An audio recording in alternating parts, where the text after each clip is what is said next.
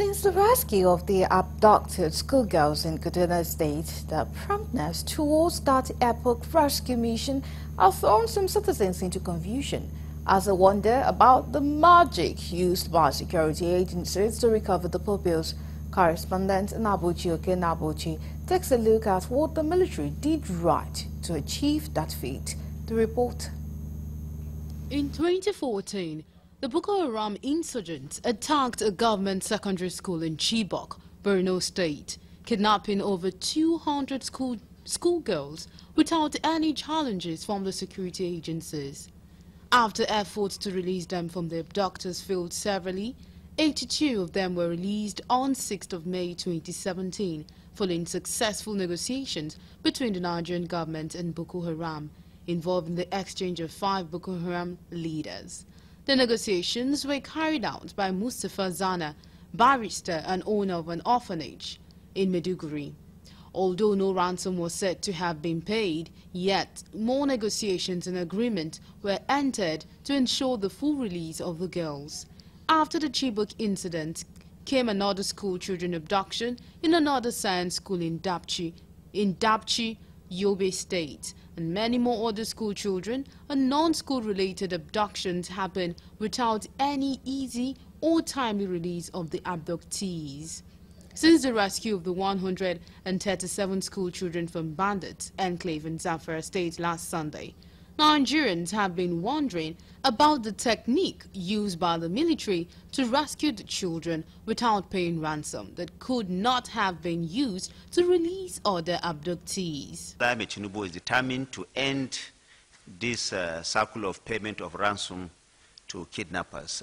Government believes that this continues to encourage these kidnappers, these criminal elements to perpetrate this act within the Nigerian nation.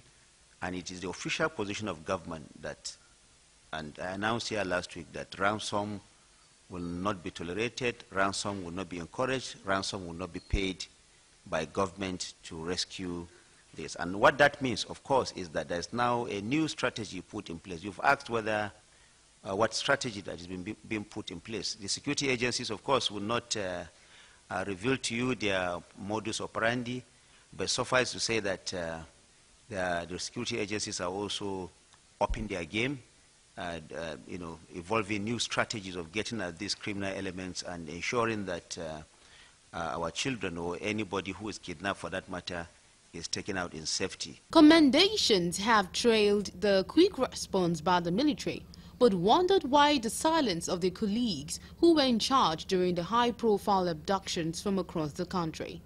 Edwin Ngile is a political analyst. He feels the military is the same, only that this ones took a different dimension other than the strategies of their predecessors. He agrees with the government that the strategy of the military should be questioned. Architecture. It's not as if they were not been working, but I think they just took a different strategic plan, based on the situation. And it worked. There are things that even if they do, they will deny for security reasons. And because if they say they pay the ransom, at a point, people will look at our security agent not being active. But whether I like it or not, something must exchange hands. Others feel it was a mirage that the children were released or rescued 2 weeks after abduction without ransom payment. Lighting up the security and of the nation, and as well, I mean, things have